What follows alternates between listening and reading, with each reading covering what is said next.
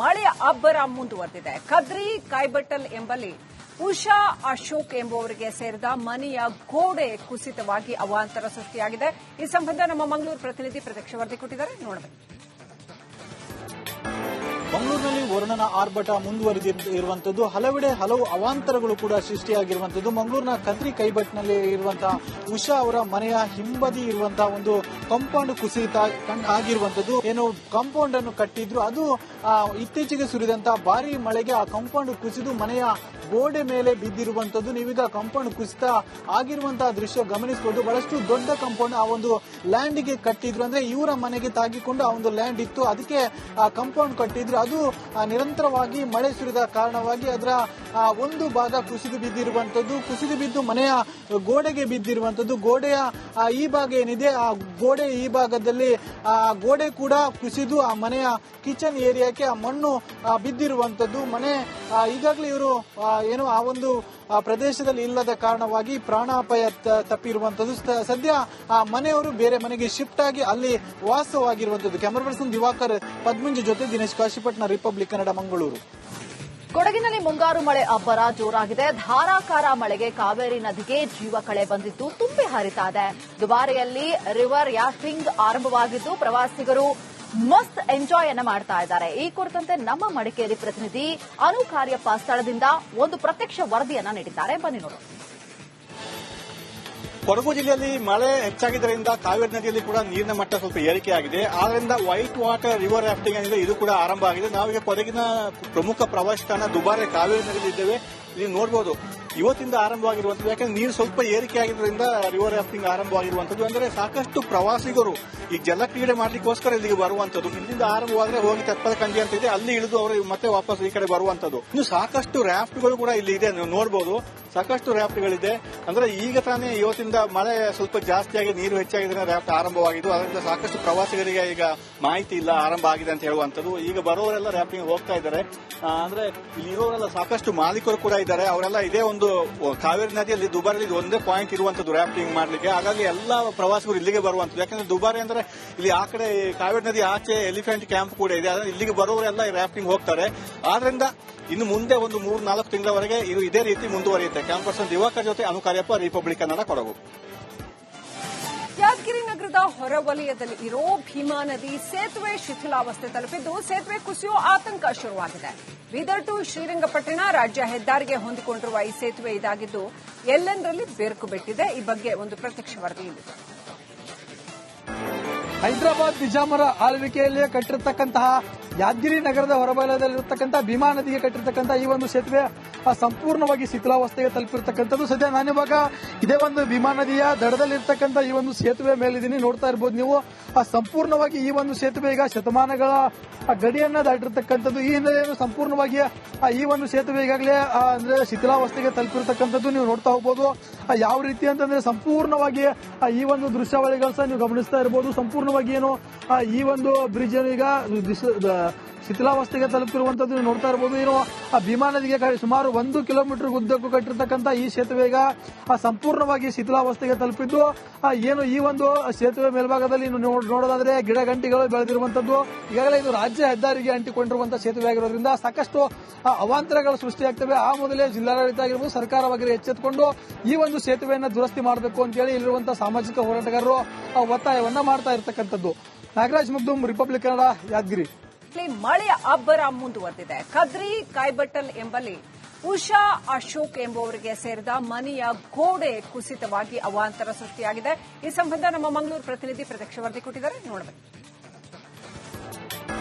ಮಂಗಳೂರಿನಲ್ಲಿ ವರುಣನ ಆರ್ಭಟ ಮುಂದುವರೆದಿರುವಂತದ್ದು, ಹಲವೆಡೆ ಹಲವು ಅವಾಂತರಗಳು ಕೂಡ ಸೃಷ್ಟಿಯಾಗಿರುವಂತದ್ದು. ಮಂಗಳೂರಿನ ಕದ್ರಿ ಕೈಬಟ್ನಲ್ಲಿ ಇರುವಂತಹ ಉಷಾ ಅವರ ಮನೆಯ ಹಿಂಬದಿ ಇರುವಂತಹ ಒಂದು ಕಾಂಪೌಂಡ್ ಕುಸಿತ ಆಗಿರುವಂತದ್ದು. ಏನು ಕಾಂಪೌಂಡ್ ಅನ್ನು ಕಟ್ಟಿದ್ರು, ಅದು ಇತ್ತೀಚೆಗೆ ಸುರಿದಂತಹ ಭಾರಿ ಮಳೆಗೆ ಆ ಕಾಂಪೌಂಡ್ ಕುಸಿದು ಮನೆಯ ಗೋಡೆ ಮೇಲೆ ಬಿದ್ದಿರುವಂತದ್ದು. ನೀವೀಗ ಕಾಂಪೌಂಡ್ ಕುಸಿತ ಆಗಿರುವಂತಹ ದೃಶ್ಯ ಗಮನಿಸಬಹುದು. ಬಹಳಷ್ಟು ದೊಡ್ಡ ಕಾಂಪೌಂಡ್ ಆ ಒಂದು ಲ್ಯಾಂಡ್ಗೆ ಕಟ್ಟಿದ್ರು, ಅಂದ್ರೆ ಇವರ ಮನೆಗೆ ತಾಗಿಕೊಂಡು ಆ ಒಂದು ಲ್ಯಾಂಡ್ ಇತ್ತು, ಅದಕ್ಕೆ ಕಾಂಪೌಂಡ್ ಕಟ್ಟಿದ್ರು. ಅದು ನಿರಂತರವಾಗಿ ಮಳೆ ಸುರಿದ ಕಾರಣವಾಗಿ ಅದರ ಒಂದು ಭಾಗ ಕುಸಿದು ಬಿದ್ದಿರುವಂತದ್ದು, ಕುಸಿದು ಬಿದ್ದು ಮನೆಯ ಗೋಡೆಗೆ ಬಿದ್ದಿರುವಂತದ್ದು. ಗೋಡೆಯ ಈ ಭಾಗ ಏನಿದೆ, ಆ ಗೋಡೆ ಈ ಭಾಗದಲ್ಲಿ ಗೋಡೆ ಕೂಡ ಕುಸಿದು ಆ ಮನೆಯ ಕಿಚನ್ ಏರಿಯಾಕ್ಕೆ ಆ ಮಣ್ಣು ಬಿದ್ದಿರುವಂತದ್ದು. ಮನೆ ಈಗಾಗಲೇ ಇವರು ಏನು ಆ ಒಂದು ಪ್ರದೇಶದಲ್ಲಿ ಇಲ್ಲದ ಕಾರಣವಾಗಿ ಪ್ರಾಣಾಪಾಯ ತಪ್ಪಿರುವಂತದ್ದು.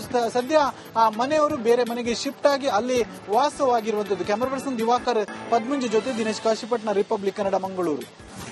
ಕೊಡಗಿನಲ್ಲಿ ಮುಂಗಾರು ಮಳೆ ಅಬ್ಬರ ಜೋರಾಗಿದೆ. ಧಾರಾಕಾರ ಮಳೆಗೆ ಕಾವೇರಿ ನದಿಗೆ ಜೀವ ಕಳೆ ಬಂದಿದ್ದು ತುಂಬಿ ಹರಿತಾ ಇದೆ. ದುಬಾರಿಯಲ್ಲಿ ರಿವರ್ ಯಾಫ್ಟಿಂಗ್ ಆರಂಭವಾಗಿದ್ದು ಪ್ರವಾಸಿಗರು ಮಸ್ತ್ ಎಂಜಾಯ್ ಅನ್ನ ಮಾಡ್ತಾ ಇದ್ದಾರೆ. ಈ ಕುರಿತಂತೆ ನಮ್ಮ ಮಡಿಕೇರಿ ಪ್ರತಿನಿಧಿ ಅನು ಕಾರ್ಯಪ್ಪ ಸ್ಥಳದಿಂದ ಒಂದು ಪ್ರತ್ಯಕ್ಷ ವರದಿಯನ್ನ ನೀಡಿದ್ದಾರೆ. ಬನ್ನಿ ನೋಡಿ. ಕೊಡಗು ಜಿಲ್ಲೆಯಲ್ಲಿ ಮಳೆ ಹೆಚ್ಚಾಗಿದ್ದರಿಂದ ಕಾವೇರಿ ನದಿಯಲ್ಲಿ ಕೂಡ ನೀರಿನ ಮಟ್ಟ ಸ್ವಲ್ಪ ಏರಿಕೆಯಾಗಿದೆ. ಆದ್ರಿಂದ ವೈಟ್ ವಾಟರ್ ರಿವರ್ ರಾಫ್ಟಿಂಗ್ ಏನಿದೆ ಇದು ಕೂಡ ಆರಂಭ ಆಗಿದೆ. ನಾವೀಗ ಕೊಡಗಿನ ಪ್ರಮುಖ ಪ್ರವಾಸಿ ತಾಣ ದುಬಾರೆ ಕಾವೇರಿ ನದಿಯಲ್ಲಿ ಇದ್ದೇವೆ. ನೀವು ನೋಡಬಹುದು ಇವತ್ತಿಂದ ಆರಂಭವಾಗಿರುವಂತದ್ದು. ಯಾಕಂದ್ರೆ ನೀರು ಸ್ವಲ್ಪ ಏರಿಕೆ ಆಗಿರೋದ್ರಿಂದ ರಿವರ್ ರಾಫ್ಟಿಂಗ್ ಆರಂಭವಾಗಿರುವಂತದ್ದು. ಅಂದ್ರೆ ಸಾಕಷ್ಟು ಪ್ರವಾಸಿಗರು ಈ ಜಲಕ್ರೀಡೆ ಮಾಡ್ಲಿಕ್ಕೋಸ್ಕರ ಇಲ್ಲಿಗೆ ಬರುವಂತದ್ದು. ಇಲ್ಲಿಂದ ಆರಂಭವಾದ್ರೆ ಹೋಗಿ ತೆಪ್ಪದ ಕಂಡಿ ಅಂತ ಇದೆ, ಅಲ್ಲಿ ಇಳಿದು ಅವರು ಮತ್ತೆ ವಾಪಸ್ ಈ ಕಡೆ ಬರುವಂತದ್ದು. ಇನ್ನು ಸಾಕಷ್ಟು ರಾಫ್ಟ್ಗಳು ಕೂಡ ಇಲ್ಲಿ ಇದೆ, ನೀವು ನೋಡಬಹುದು ಸಾಕಷ್ಟು ರಾಫ್ಟ್ಗಳಿದೆ. ಅಂದ್ರೆ ಈಗ ತಾನೇ ಇವತ್ತಿಂದ ಮಳೆ ಸ್ವಲ್ಪ ಜಾಸ್ತಿಯಾಗಿ ನೀರು ಹೆಚ್ಚಾಗಿದೆ, ರಾಫ್ಟ್ ಆರಂಭವಾಗಿದ್ದು. ಅದರಿಂದ ಸಾಕಷ್ಟು ಪ್ರವಾಸಿಗರಿಗೆ ಈಗ ಮಾಹಿತಿ ಇಲ್ಲ ಆರಂಭ ಆಗಿದೆ ಅಂತ ಹೇಳುವಂತದ್ದು. ಈಗ ಬರೋರೆಲ್ಲ ರಾಫ್ಟಿಂಗ್ ಹೋಗ್ತಾ ಇದ್ದಾರೆ. ಅಂದ್ರೆ ಇರೋರೆಲ್ಲ ಸಾಕಷ್ಟು ಮಾಲೀಕರು ಕೂಡ ಇದ್ದಾರೆ. ಅವರೆಲ್ಲ ಇದೇ ಒಂದು ಕಾವೇರಿ ನದಿಯಲ್ಲಿ ದುಬಾರಿ ಒಂದೇ ಪಾಯಿಂಟ್ ಇರುವಂತದ್ದು ರಾಫ್ಟಿಂಗ್ ಮಾಡ್ಲಿಕ್ಕೆ. ಹಾಗಾಗಿ ಎಲ್ಲಾ ಪ್ರವಾಸಿಗರು ಇಲ್ಲಿಗೆ ಬರುವಂತದ್ದು. ಯಾಕಂದ್ರೆ ದುಬಾರಿ ಅಂದ್ರೆ ಇಲ್ಲಿ ಆ ಕಡೆ ಕಾವೇರಿ ನದಿ ಆಚೆ ಎಲಿಫೆಂಟ್ ಕ್ಯಾಂಪ್ ಕೂಡ ಇದೆ. ಅದರಿಂದ ಇಲ್ಲಿಗೆ ಬರುವವರೆಲ್ಲ ರಾಫ್ಟಿಂಗ್ ಹೋಗ್ತಾರೆ. ಆದ್ರಿಂದ ಇನ್ನು ಮುಂದೆ ಒಂದು 3-4 ತಿಂಗಳವರೆಗೆ ಇದು ಇದೇ ರೀತಿ ಮುಂದುವರಿಯುತ್ತೆ. ಕ್ಯಾಮರಾ ಪರ್ಸನ್ ದಿವಾಕರ್ ಜೊತೆ ಅನು ಕಾರ್ಯಪ್ಪ, ರಿಪಬ್ಲಿಕ್ ಕನ್ನಡ, ಕೊಡಗು. ಯಾದಗಿರಿ ನಗರದ ಹೊರವಲಯದಲ್ಲಿ ಇರೋ ಭೀಮಾ ನದಿ ಸೇತುವೆ ಶಿಥಿಲಾವಸ್ಥೆ ತಲುಪಿದ್ದು ಸೇತುವೆ ಕುಸಿಯೋ ಆತಂಕ ಶುರುವಾಗಿದೆ. ಬೀದರ್ ಟು ಶ್ರೀರಂಗಪಟ್ಟಣ ರಾಜ್ಯ ಹೆದ್ದಾರಿಗೆ ಹೊಂದಿಕೊಂಡಿರುವ ಈ ಸೇತುವೆ ಇದಾಗಿದ್ದು ಎಲ್ಲೆಂದರಲ್ಲಿ ಬೆರುಕು ಬಿಟ್ಟಿದೆ. ಈ ಬಗ್ಗೆ ಒಂದು ಪ್ರತ್ಯಕ್ಷ ವರದಿ ಇದೆ.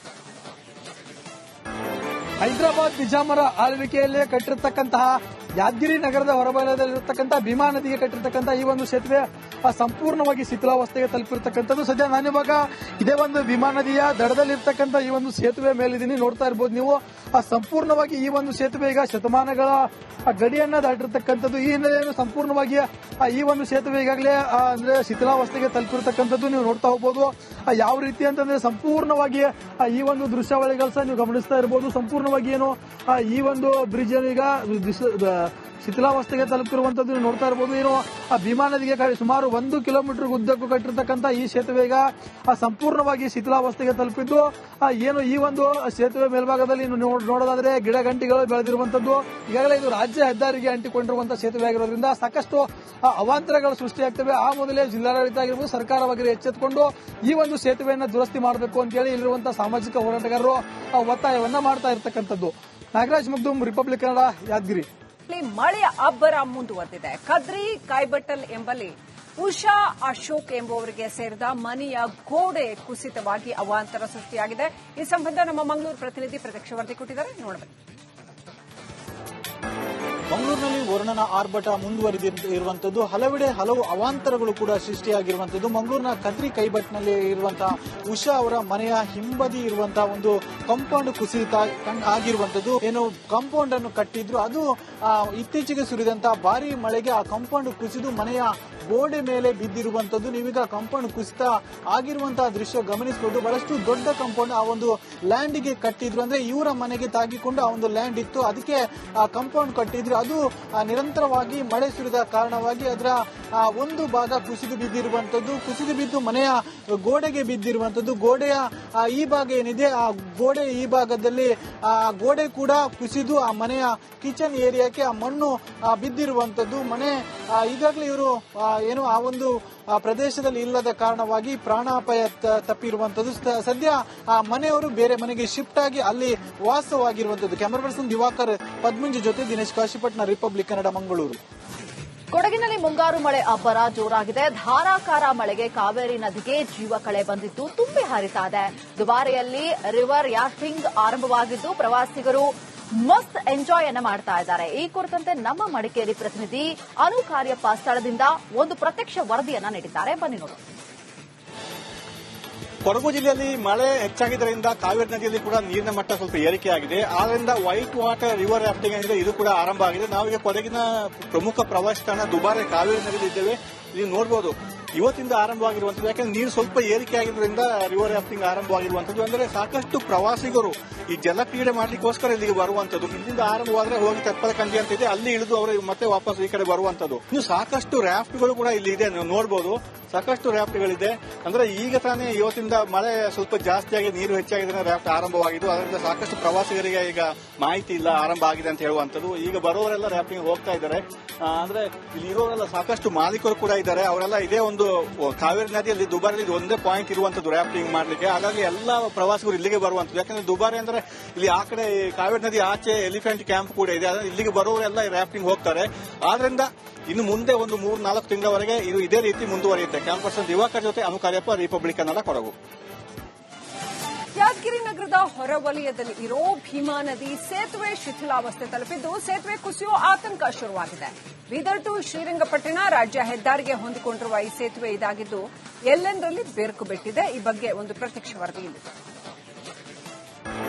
ಹೈದರಾಬಾದ್ ನಿಜಾಮರ ಆಳ್ವಿಕೆಯಲ್ಲೇ ಕಟ್ಟಿರತಕ್ಕಂತಹ ಯಾದಗಿರಿ ನಗರದ ಹೊರವಲಯದಲ್ಲಿರತಕ್ಕಂತಹ ಭೀಮಾ ನದಿಗೆ ಕಟ್ಟಿರತಕ್ಕಂತಹ ಈ ಒಂದು ಸೇತುವೆ ಸಂಪೂರ್ಣವಾಗಿ ಶಿಥಿಲಾವಸ್ಥೆಗೆ ತಲುಪಿರ್ತಕ್ಕಂಥದ್ದು. ಸದ್ಯ ನಾನಿವಾಗ ಇದೇ ಒಂದು ಭೀಮಾ ನದಿಯ ದಡದಲ್ಲಿರ್ತಕ್ಕಂಥ ಈ ಒಂದು ಸೇತುವೆ ಮೇಲಿದ್ದೀನಿ, ನೋಡ್ತಾ ಇರಬಹುದು ನೀವು. ಸಂಪೂರ್ಣವಾಗಿ ಈ ಒಂದು ಸೇತುವೆ ಈಗ ಶತಮಾನಗಳ ಗಡಿಯನ್ನ ದಾಟಿರ್ತಕ್ಕಂಥದ್ದು. ಈ ಹಿನ್ನೆಲೆಯನ್ನು ಸಂಪೂರ್ಣವಾಗಿ ಈ ಒಂದು ಸೇತುವೆ ಈಗಾಗಲೇ ಅಂದ್ರೆ ಶಿಥಿಲಾವಸ್ಥೆಗೆ ತಲುಪಿರ್ತಕ್ಕಂಥದ್ದು ನೀವು ನೋಡ್ತಾ ಹೋಗಬಹುದು.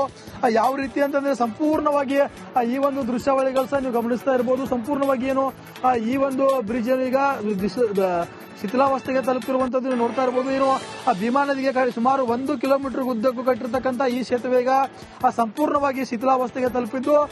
ಏನು ಈ ಒಂದು ಸೇತುವೆ ಮೇಲ್ಭಾಗದಲ್ಲಿ ನೋಡೋದಾದ್ರೆ ಗಿಡ ಗಂಟಿಗಳು ಬೆಳೆದಿರುವಂತದ್ದು.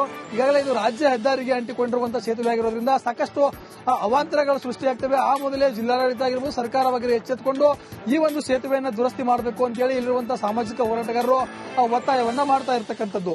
ನಾಗರಾಜ್ ಮಗ್ದುಮ್, ರಿಪಬ್ಲಿಕ್ ಕನ್ನಡ, ಯಾದಗಿರಿ.